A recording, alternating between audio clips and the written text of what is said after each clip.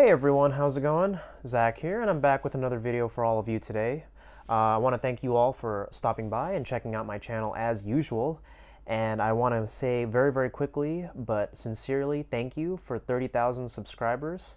I believe I just surpassed that number a day ago, and it's really amazing to just witness the support. Again, thank you so much for all of your support and for all that you do on this YouTube channel with your conversations, your comments, sharing my videos. I really do appreciate it, so thank you. A common question that I always get on the Discord server, as well as in a few YouTube videos now with the comment section, is my high school experience. Obviously, growing up and living in Shanghai, China has become a bit of a reoccurring motif that I talk about in a lot of my videos. And for a lot of people who have not lived overseas in foreign countries, primarily in countries in the Far East or in Southeast Asia, that obviously is going to be a topic of curiosity, and I will talk a little bit more about my high school experience in this video. I'm obviously not going to be able to cover all the aspects of it or the whole ground of what it was like going to school there and living in Shanghai for a good 6 years, but I can talk about a few of the experiences and how it's shaped me as a person today. So my high school experience, first of all, did I enjoy it? Yes. I absolutely loved my high school experience. I don't think I would change it for anything. I personally think that, contrary to what most people might think, unless you are a third culture kid and you went to international school in a different country, it was not too different from an American public school system. As a matter of fact, it went by an American curriculum. A lot of the classes were very westernized and were offered, whatever was offered in premier high-quality education in terms of the schools here in the United States was also offered over there. So I went to an international school, and I really did enjoy it. I actually started there in 7th grade and ended up graduating as a senior there. So I was there for a good 5 to 6 years, however many years that is, from the time period of, I believe, 2006, late 2006 to mid-2012. So for all of you who don't know, there's a fun fact about me. I graduated high school in 2012. Which seems like a long time ago for me, but I know that's not that long, relatively speaking, for most people. Yeah, to just go back to that a little bit, we had AP classes and IB classes. Those were some of the courses that I enrolled in high school. Obviously, I was not a stellar student. I'd consider myself to be a B student at best.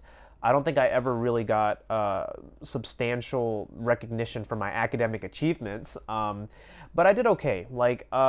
It's really funny that I'm mentioning this in the video, actually, because both my parents were instructors at that school. So they both taught math, and my mom was actually my teacher in 7th grade, and my father was my teacher in 10th grade, which obviously made me the subject of a lot of jokes and funny comments from people like, oh, do you like having your parents as your teacher, or what was that be like? And, honestly, it wasn't really that bad.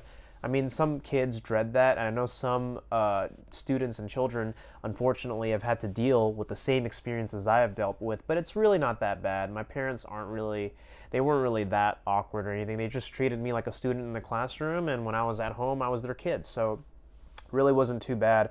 The only problem was that I actually had a lot of difficulty staying awake in class, and that was unfortunately something that drifted into a couple of my college years. Now again, I am not proud of that, and I can't say I was awake for a lot of my courses in college, especially the more lecture hall history oriented classes, which is really ironic because now I have a profound love for history and culture, and it's like I wasn't very attentive when it came to history or art history or American history, but it's like now I crave it, which is interesting.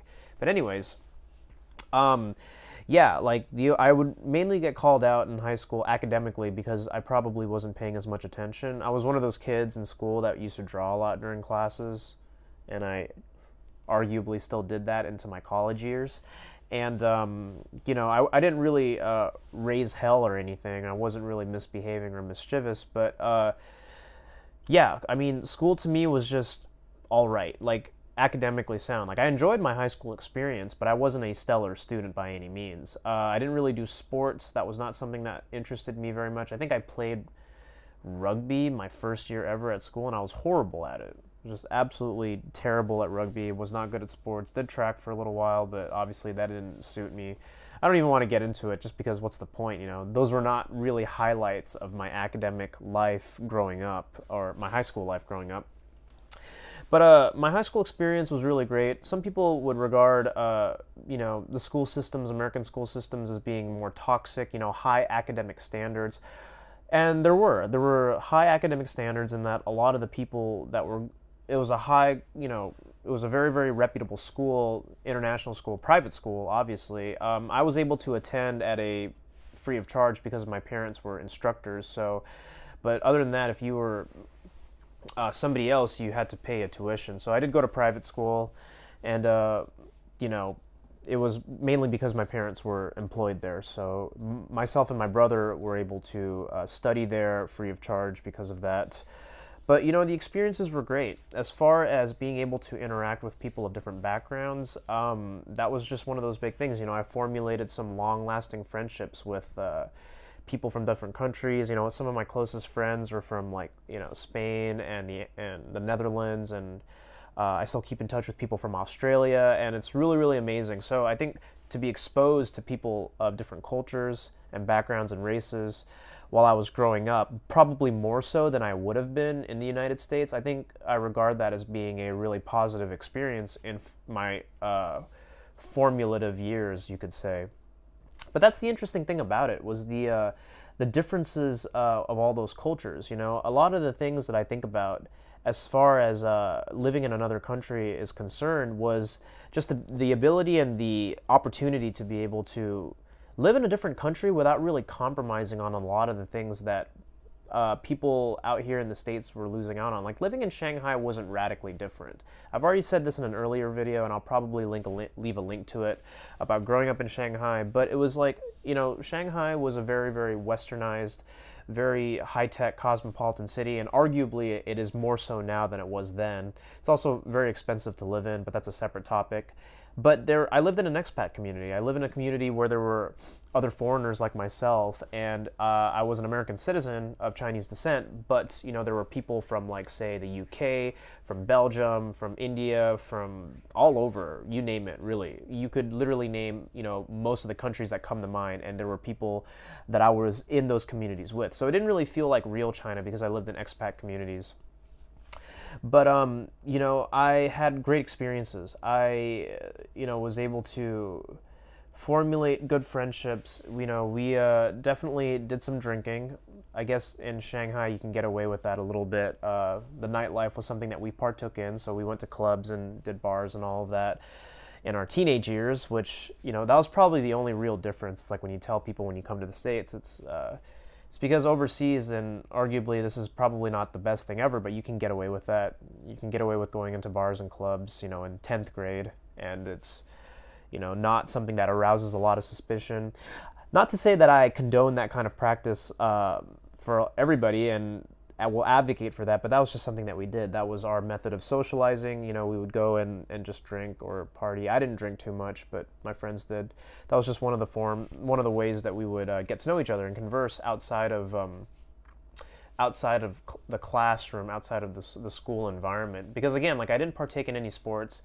I didn't really do a lot of extracurricular activities. I was just more of that kid who would play guitar, come home, and, like, I don't know, noodle around, not do much. But I hope that kind of answers that question. I mean, I did have a very positive high school experience, and a third world culture kid's outlook on that. And it's something that I will continue to expand on a little bit. I know that instances of it come up in my videos, but I just want to address that first and foremost. A lot of people had probably worse and horrible high school experiences. I've heard that from some of my viewers, but my experiences were really great. You know, as a matter of fact, I just want to, you know, wrap up this video by saying that some former instructors have reached out to me, really, former teachers of mine in high school, not even college, who have reached out to me and said that they're really happy with what I'm doing, that they may even want to see where I go, follow my career a little bit. I actually made it into my alumni publication, interestingly enough, for something that was completely unrelated to what I'm currently doing now. So I thought that was a nice gesture. It's nice to know that there are people from my high school that still remember me and still think about me, which is good. And oops, I guess my phone is buzzing. But that's all I'm going to say for this video. Again, that was just my experiences, especially with my high school experience in Shanghai. Again, nothing really bad to say about it. High academic standards, good social environment. I was exposed to a lot of different people, a diverse crowd of people. And it didn't really feel like I lived in China because of the Americanization or the westernization of it. So I think that it was very, very profound in granting me a lot of perspective on what it was like living in different countries, which is why I can speak on that a little bit more in my videos and on some of these topics that I also talk about in regards to like society, culture, and politics. So thank you so much for tuning into my video today. Do leave a like on this video and a comment, and subscribe to my channel if you haven't done so already. Check out my Patreon and support me on there as I release exclusive and premium content, and you will be able to access that by becoming a patron. So be sure to support me on there. I love making videos for each and every one of you on a daily basis, and I will continue to keep it up as much as I can. A lot of things are happening, a lot of exciting things in regards to the walkaway movement. And just, yeah, you know, as we go into these very, very interesting months with the midterm elections coming up, it's going to be nice to be able to see how events play out. I mean, with the Kavanaugh situation and just with, you know, different people. Yeah, it's definitely something to tune into. And I will be covering a little bit more stuff relevant to the midterm elections when it falls around. So thank you so much for watching. I will see you all in the next video. Take care.